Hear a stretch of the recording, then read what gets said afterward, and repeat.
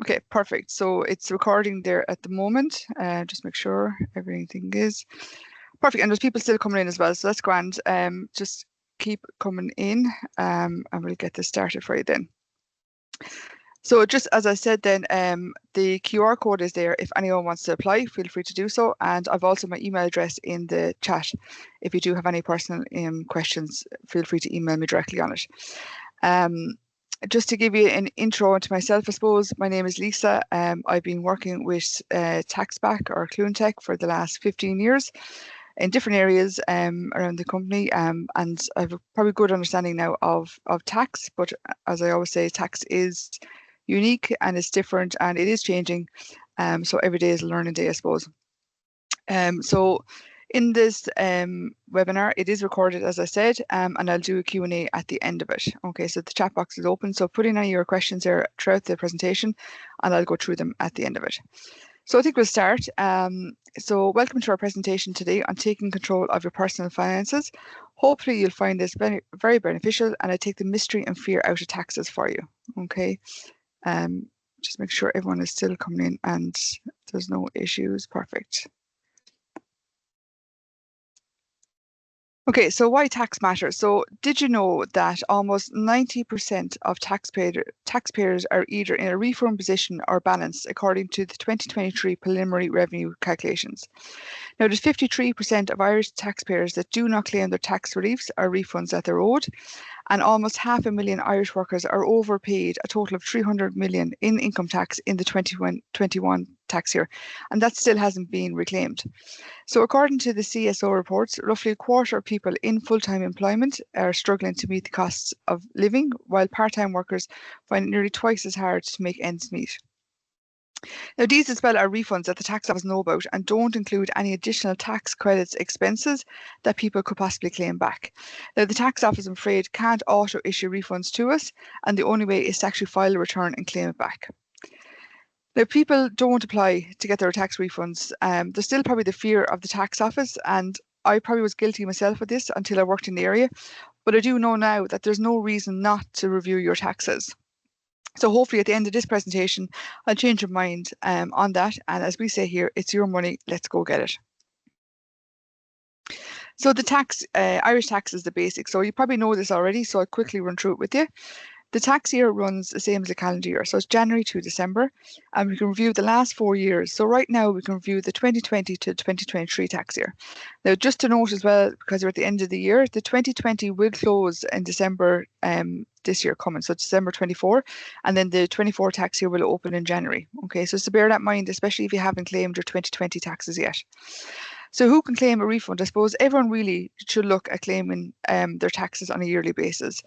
I suppose the most common reasons for a tax refund is if there's a break in your employment. So if you have been paying tax as if you're working for the full tax year, say if you change your jobs, maybe you went to maternity leave, anything like that would trigger a refund for you. Also, if there's a change in your personal circumstances, so any major life event will also trigger a refund for you. So if you got married, maybe divorced in the tax year, became a single parent, anything like that could trigger a refund for you. And expenses. So everyone would know medical expenses like your GP, your consultants. I find chemists is often overlooked and dentists too. So if it's non-routine dental work, that's another thing that you can claim back on as well. And many more. So I put in many more here, as it could be here all day talking about different taxes, reliefs and credits that you could claim back. So on the forms that we have, some of you actually have already applied, which is great.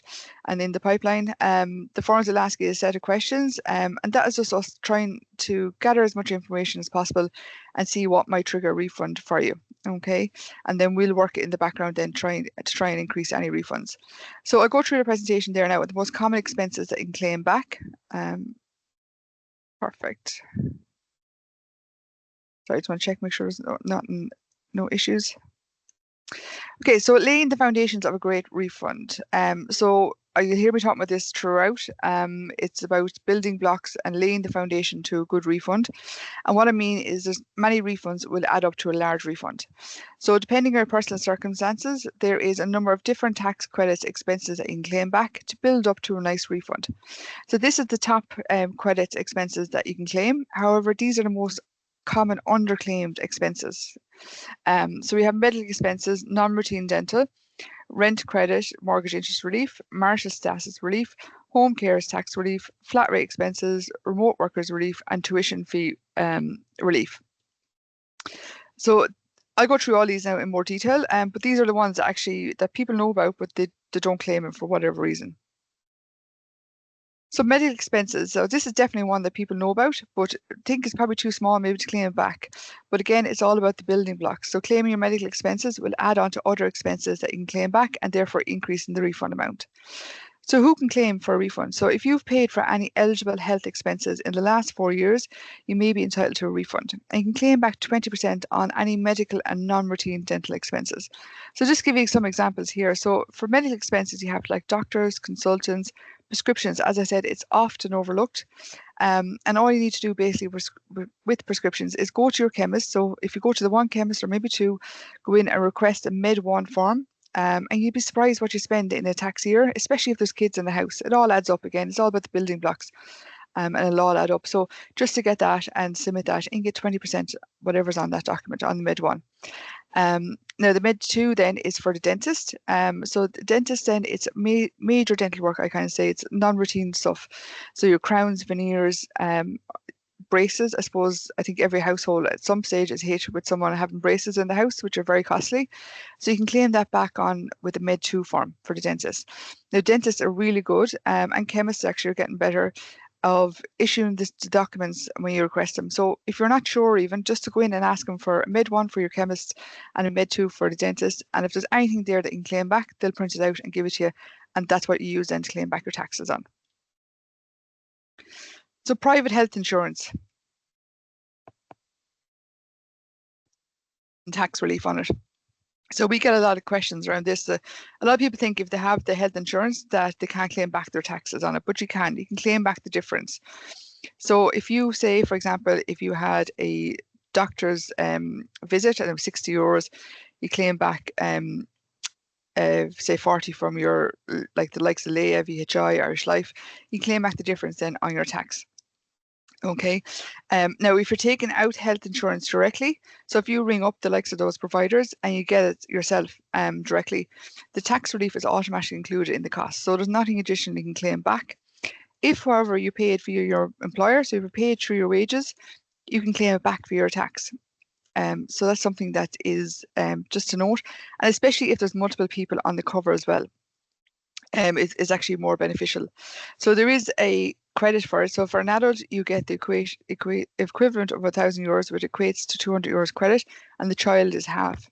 So just in this example alone, so John's employer has paid for his health insurance premium in full in the last 4 years. So it's $1,500 a year or $6,000 in total. So John is entitled to claim the relief at $1,000 per year. So he's due a refund then of €800. That's the 200 then by the 4 tax years. Now, if John's employer also covers the cost of insurance for John's spouse and 3 children, he's actually due a refund there of $2,800. So just to double check it, especially if there's multiple people on it, and even if you're not getting it, maybe yourself, if your spouse is getting it, and you're on their spouse's insurance, just to double check it as well that you're all getting the benefit of it. So the rent tax credit was phased out. I suppose we had it before up to 2010, I think it was, and it was phased out. But since the 2023 budget, the government have reintroduced it, and it's a really beneficial tax credit. And you can backdate it for the 2022 tax year. Now it's gone up significantly since the 22 tax year. So it started off, I suppose, with the 2022 at €500, and then it went up to 750, which applies to a person paying the rent rather than each tenancy. So in other words, I suppose it's worth 700 per year for a single individual and 1,500 for a married couple or a civil partnership. So as I said, increased from 500 up to 750. And since budget 25, they've actually increased it to €1,000, and that's backdated to 2024 and future years. Hopefully it'll stick around for a good while. We don't know, but at the moment it's here for 24-25 tax year from 22. There is a couple of things to note on this, like most things, unfortunately, is you must be paying rent to a private landlord, and you need to be they need to be registered with RTB to apply. So you need to get that number. If you're in social housing or you're on HAP, I'm afraid you can't apply for it. Since it's launched, figures show that there's over 400,000 people entitled to this, but less than half have claimed it back for one reason or another. What we find is the main reason people don't want to have the conversation with the landlord. They're afraid it might trigger a conversation around rent and possibly going up, which I get. They don't want to rock the boat. But the good thing, I suppose, recently is that you don't need to actually contact the landlord anymore. You can go onto the RTB website and get the number that way. And that'll avoid having the chat then with the landlord and possibly rents going up. Another thing as well is if you have children in college, say you're paying the rent, you can actually claim that back. A lot of people forget about that. And another one as well is if you're, let's say, living in Cork, Galway, Donegal, but you commute to Dublin, you rent a room in Dublin, you spend a couple of nights there a week, you can actually claim that back as well. So even if you have your home, your private residence, your mortgage in, say, Cork, and you spend a couple of nights in rent a room in Dublin, you can claim it back as well. So something to note as well if you do fall into that category. Now, rent a room, I really love this one. It's a great revenue generator for people that can avail of it, I suppose. You have to have a spare room, obviously, and to rent it out. So if you have a spare room in your house, you rent that out, you can earn actually 14,000 tax-free. You don't need to do anything, just need to let the taxman know that you're doing it. A couple of things to note, again, as ever, is if you go over the 14,000, so if you earn additional €1, 1 cent, whatever the case may be, and you go over to 14,000, you're actually taxable on the full amount and you'll be treated as a landlord and need to file a tax return. So just keep that in mind if you are renting a room. And it's a really great revenue generator if you are in the position, I suppose, to do that. So definitely worth looking at if you're living in near college or industrial area, definitely something to look at. Now, the mortgage interest relief was introduced in the budget 23 and it's extended to 24, thankfully. So the qualifying criteria for this credit is still the same. However, the amount that you get is based on increased interest in the amount you paid in the mortgage in 24. So compare that to 22. So what you need to do is basically get your mortgage interest statements from the 2022 tax year, and then get it for 23 and 24 and compare the 22 to 23 and the 22 again to 24. And if there's a difference in what you paid in those years, you're actually maybe entitled to a refund on it. Okay. It's really beneficial for people who are on the tracker and the variable mortgages. However, if you're on a fixed as well, I still say to look at it, because if you come off a fix in that period, you can look at it and see. Now, the mortgage has to be an outstanding balance of between 80,000 and 500,000 on your private residence on the 31st of December 22 to apply. And then the mortgage interest is available on the increased interest that you pay, as I said, from 22 to 23 and then the 22 to 24. But it's capped at 1,250 as well. So just to note that. So just get your statements then at the end of the year and see, and if there's any deviation at all, you can claim that back. If we're not sure, you can send them in to ourselves and we can check it for you. So marital status, year of marriage tax relief.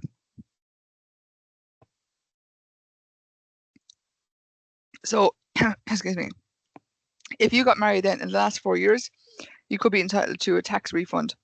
So the year that you got married, you're both treated as being singly assessed for tax purposes. However, if the tax you paid as two single people is greater than the tax payable if you're jointly assessed, you could possibly claim back the difference in a tax refund. Now, the questions we kind of get around this area is that they don't want to share their tax credits with their spouse, which is fine. You can actually still be elected as jointly assessed and share your tax credits equally. So there's no difference, but you're jointly assessed. It's never a disadvantage to be jointly assessed. We'd always recommend to be jointly assessed. It does benefit if you're sharing your credits. If, say, one person is on the higher tax rate and the other one, it's very beneficial to be jointly assessed. Or maybe if there's one person working at home or is not working for one reason or another, then it's beneficial to be jointly assessed and you share your tax credits. So just in this example here we have is John and Mary got married on the 1st of June 2022. John works in sales earning 75k and Mary works in retail earning 29k. John works from home on a full-time basis and utility bills and broadband costs in 2022 was 2,000. Mary also financially supports her with her mother, which a refund alone in 2022 brings up to €1,265. So again, our building blocks, so many different refunds there, add up to a nice refund of just over €1,200. So they got married, so the year marriage tax credit applies. John works in sales, earning 75k, and Mary works in retail, earning 29k. So they're jointly assessed and share their tax credits. And then Mary also works in retail, so she's actually getting a flat rate expense there, €121, I think it is. And they also work, John works from home, so he's actually getting the remote workers relief. Mary also financially supports her with her mother, so there's a credit there, a dependent relative tax credit. And as I said, they're all building up to a nice refund there of €1,200. So it's a nice one to get, and that's only for 1 year as well. So we'd encourage them to look at the other years also. So on the flip side, I suppose, if there's a breakdown in the marriage and you're separated, there is also a tax credit that you can claim back. So it's never a nice situation to be in. However, it can be a potentially valuable refund if needed. So how does that work then? If you'll get an additional set of tax credits from the date of separation, so the accessible spouse and the joint income up to the date of separation, and the non-accessible spouse from the date of separation. And what I mean by accessible and non-accessible spouse, the higher earner would usually be the accessible spouse.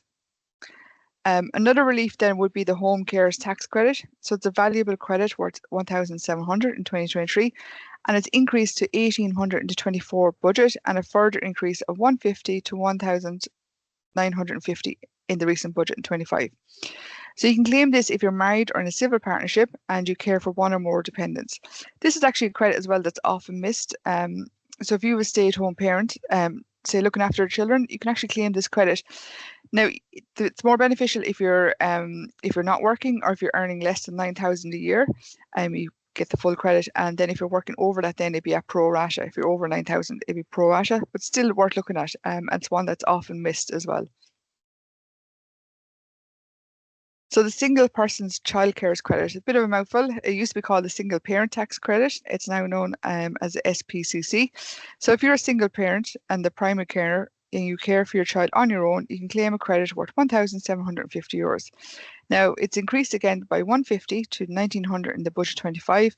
And also you're entitled to an increased rate band of 4,000, meaning that you can earn an additional 4,000 at the 20% tax return. So it's very beneficial credit for any single parents. A couple of things to note on this, I suppose, as well. It's only one parent that can claim the SPCC in the tax year, and it's only one credit regardless of the number of children that you have. Now, you must be working and paying tax to avail of it. That's probably the key for this one. You have to be working and paying tax to get it. This credit can be a tricky one to navigate. The SPCC usually defaults to the main carer, and it would need to be signed over then to the other parent. So if the main carer is not working in the tax year, it's of no benefit to them, and they should, I suppose, sign it over to the other parent. Now, there's probably questions around this would be that people fear that the main carer, if they sign it over to the other parent, they might never get it back and it automatically goes to them. But that wouldn't be the case. So it goes to the main carer every year, and every year it needs to be signed over to the other parent. So if you're in a situation like this and you're not sure, just get in touch and we can guide you through it and let you know. Now, flat rate expenses, otherwise known as the uniform allowance. This is available to employees who work in certain occupations and is designed to help with the costs associated with your work tools, I suppose, equipment and uniforms. Unfortunately, not all professions can claim it back, but those that can, it's great because you don't need any receipts. You just need to let us know what your occupation is and your job title. There's over 180 different types of flat rate expenses. So don't worry, just let us know what your job occupation is and we'll check it for you. If it's the case that you mightn't be eligible, but you're jointly assessed, your spouse might be eligible for it and can avail of it. So I suppose these are kind of the main examples, just to give you a guide of what potentially you could earn back on it. So a shop retail assistant, they get €121, a bricklayer get 175, a pilot should be 275, engineers is 331, veterinarian surgeons is 621, and then the RT orchestra, they're at 2,476. So it kind of goes in a range from €40 is the parks superintendents, I think they get €40, and it goes right up to the RT orchestra. They're the highest ones at 2,476. That's where the kind of scale goes. And within that as well, like say within engineers, there's all subsections as well. So depending on what the job title is and if you launder and supply your own uniforms and tools and stuff like that. But definitely it's worth looking at, and you don't need any receipts as well, which is great. So the remote workers tax relief, also known as e-worker tax relief, it's very popular tax relief nowadays. It's been out for years, but people probably didn't know about it, I suppose, until COVID probably hit. And still a lot of people aren't claiming it back for one reason or another. So if you work from home, either full-time or part-time, you're entitled to look at claiming this back. You can claim back then as well 30% on your heating, electric and broadband costs as a deductible expense. And all you need to do is confirm the number of days that you work from home, the amounts you paid for the heating, electric and broadband, and we can work it out for you. Just to go through this example, just to see and give you a guide of what, like how potentially valuable it is. And again, it's the building blocks adding on to the other refunds. So for this example, they had utility bills worth €4,000. This person worked from home full time, so it's 240 days of the year, and their appropriated costs were €2,630. So 30% of that is claimable back, so it's €789. And if you're a 20% taxpayer, you can get back a refund there of €157. And if you're a 40% taxpayer, you can get back €315. So it is a nice, it's beneficial as well. And it's a nice one to claim back. There is a bit of a calculation supposed to do in the background, but if we can work that out for you as well. There's not to worry about. And the good thing about this as well, they've made it easier for us. When it started first, I suppose we needed to get the receipts of the utility bills. We needed to get a letter from your employer to confirm that you were working from home X amount of days. But that's all stopped. Now we do ask everyone though to keep the receipts for yourself, for your own records, just in case of audit, and keep a record of everything that you're submitting in case there is an audit down the road. It can happen to anyone. So just hold on to them. Now, the third level tuition fees. So if you've paid for college fees, you may be entitled to a tax refund. A couple of things to note here on it. If you're in full-time education, the first 3,000 is disregarded, which is the standard undergrad fees in Ireland. You can only claim above this, and it would be more beneficial, I suppose, if there's 2 or more people in college. As well, if you're in part-time education, the first 1,500 is disregarded. Now, it also excludes the registration, administration, examination fees, any tuition that's part paid by your employer, grants, scholarships, they're all disregarded. And the relief is paid at 20%, and there's also a limit of 7,000 on the fees. Now, again, there is a list of courses and colleges that are eligible. So on the forms, you'll see if you had tuition expenses, just to let us know, and we can check it back. It's really beneficial, I suppose, if people are paying full-time fees, or full fees, I should say, or if there's maybe 2 or more in the house that's in college at the same time, which often happens as well. So just in this case study then, we have Tom is married to Nuala and they have 3 children, 2 of whom are in full-time college courses, and they pay rent for both the children attending college and tuition. The tuition fees is 3,300. Tom works as an engineer for Aircom and Nuala is at home looking after their younger child. So they had medical expenses of 1,750 in 23, and they were reimbursed 750 of that from their medical insurance provider. And Tom was always fearful of the tax office, but Nuala wondered if they should look and review their taxes. So in the year 2023, they actually got a refund there of €3,586, and that's just in 1 year. Now, there is a lot of Toms still out there, as we say, that don't look at their taxes, but we always encourage the Nualas of us to look and check and see if you're due anything back. There's no harm in looking, that's what I always say. Just to go back to the building blocks, I suppose, of this, they're married, they're jointly assessed, they're paying rent and tuition for 2 children, so that's the tuition fees will be included, the rent would also be included. Tom is an engineer, so he can get flat rate expense. Nuala is at home looking after their younger child, so that's the home carers tax credit as well they'd be entitled to. They had medical expenses not reimbursed by the insurance provider, so they get €1,000 and they get 20% back on that. So that all adds up to 3,000, little over 3,500. And we would encourage them as well to look at other tax years.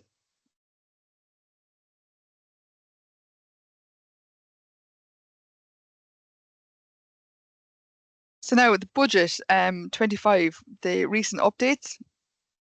I'd say everyone was keenly watching it. So just to give you kind of a breakdown of the most common ones. So the standard rate cut-off points increased by €2,000 to 44,000. So that means you can earn an additional 2,000 while paying 20% tax before moving into the 40% tax rate. The tax credits that change, I suppose your personal employee tax credit increased by €125 to 2,100. The rent increased by 250 to 1,000, and the incapacitated child tax credit increased by €300 to 3,800. So if you have a child that's diagnosed with a lifelong illness such as autism, they're entitled to claim that back, and it's backdated as well for 4 years. Now, the single person's childcare's tax credit increased by 150 to 1,900. The universal social charge, that was a temporary measure that's finally starting to come down, thankfully. The government have reduced the rate of the USE by 1% from 4% to 3% on incomes ranging 25 to 70,000.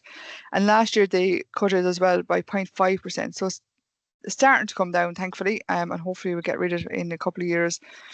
The finance minister has now brought these cuts, targeting those earning between 25 and 70,000, and it's the largest USE cut to date. And the government is keen to target low to middle class earners with this tax break. Now, the mortgage interest relief, I went through that already, so I'll just quickly run through the key points of that. Your mortgage has to be between 80,000 and 500,000 on the 31st of December 22. You need to get your mortgage interest statement for the 22 tax year, the 23 and 24 tax year, and check to see if there's a difference between the 22 and the 23, and then the 22 again to 24 tax year. And if there's any difference in that, you're possibly entitled to claim back. Now, capital acquisition tax credits have increased, thankfully. So that's like your inheritance tax. So Group A have increased from 335 up to 400,000. Group B would have increased, previously was 32,500 to 40,000, and Group C then it was 16,250 and it's now 20,000. So it's always nice to see them going up. The standard, I suppose, rate cut-off point, the personal employee tax credits, USE, they'll all be done automatically, so people don't have to worry about it. Now, you won't see a huge difference in your pay pack in come January, but still, it's always nice to see getting the credits and the benefits. The others, I'm afraid, you'll have to look at and apply and approve. So you need to send us in documents and information on the other ones, but they're all done automatically, so you don't have to worry about those ones, thankfully. Now, just a couple of case studies as well. So John and Mary got married on the 1st of June 22. John works in sales, earning 75k, and Mary works in retail, earning 29k. Oh, we did this one already, sorry. They actually then get a refund of 1,265 on that one, so I'll skip through that one. Grace never reviewed her taxes before she became a single parent in 2021, and she now works as a journalist, earning 45k a year. Grace had 5,000 worth of non-reimbursed medical expenses relating to her child's birth and spent 10k in 22 completing her MBA. She was actually due a refund then of €8,110. So she was very busy in that time. So again, it's going back to her building blocks. So she became a single parent. She works as a journalist, so it's probably flat rate expense for that. And she has 5,000 worth of non-reimbursed medical expenses. So just that alone, even get 20% back on that, it's a nice refund. And then she has her MBNA, then it was 10k. So there was the limits, remember, 7,000 on that, but she can still claim up to that. And the first 3,000 was disregarded. So it's a nice refund there of 8,100. So on the point three as well, actually, we did go through that one as well. So they get the nice refund of 3,586. So Tom was always fearful of the tax office. So we'd encourage anyone like that just to review your taxes and see there's nothing to be fearful, I suppose, of it. And look at these examples, there's nice refunds to be got there as well. So point four then, Michael is 24, moved to Australia on the 31st of May with the intention of staying there for at least 3 years. He earned 45k in a year working as a carpenter prior to moving. As Michael has left and he will not be resident here in Ireland, next year he can claim back split year relief and will be due a refund of €2,910 for 2024 tax year. So split year relief is another good refund if you're eligible for it. So if you're moved to Ireland or from Ireland in a tax year, it's definitely something to look at and just let us know the dates and we can check to see if you're entitled to the split year relief.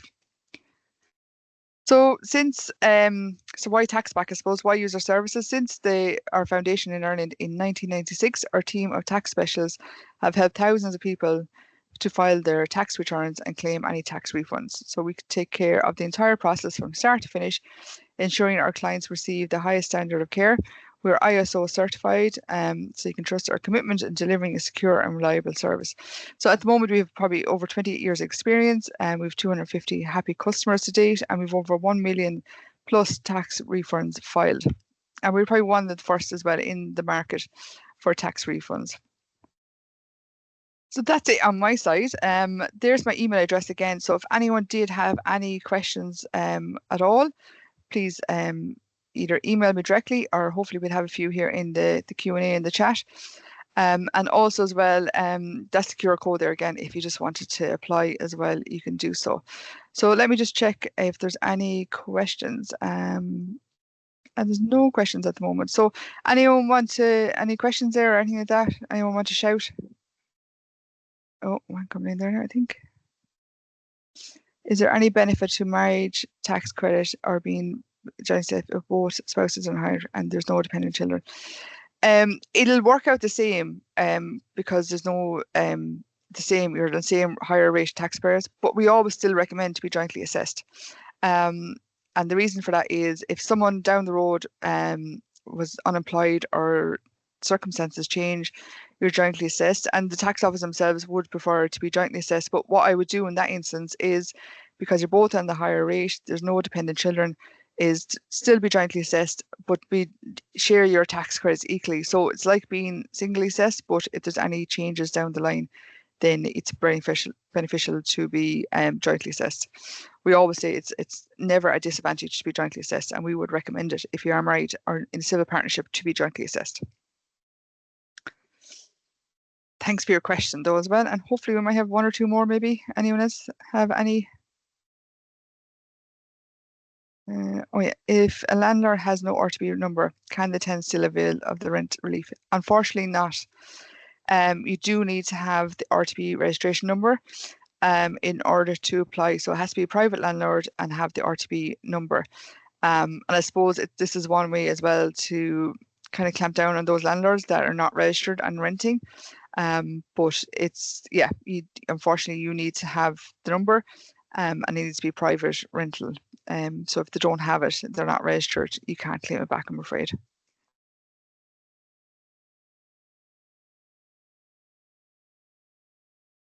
Could mortgage interest relief be applied at source? No, so you'd have to apply directly with the tax office.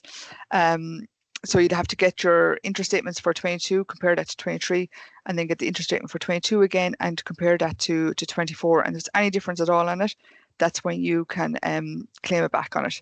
Within that parameters as well, make sure the mortgage is between 80 and 500,000 on the 31st of December 22. So the fee on our service, so we actually operate still as a no refund, no fee. So if we review your taxes, there's nothing due back. We don't apply to the tax office, so we just close off on it and we let you know what the update is. If there is any refunds up to the value of 400 euros, the fee is 48 euros.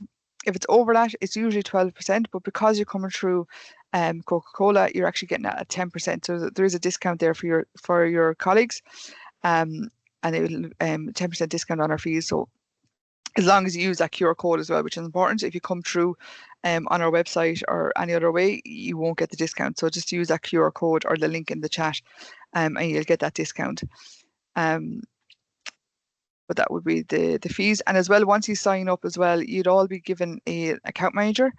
So they'll go through that again with you. If there's any queries on it, they'll go through it, the process and the fees and the step-by-step guide. So just you'll all have individual account managers.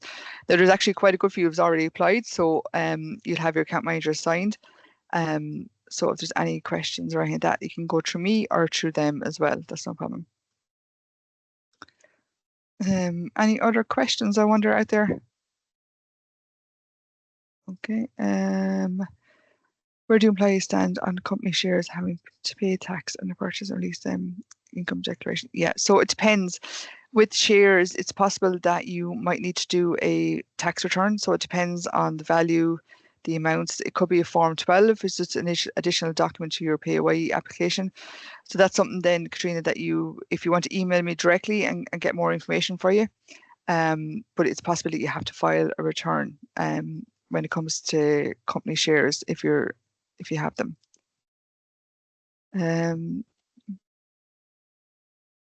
Yeah, can you go back and do it again? Yeah, you can. We actually find a lot of people would have applied already, and then they come through us because they're getting the discount with the employer. And we apply, and we actually do get a good few refunds as well still.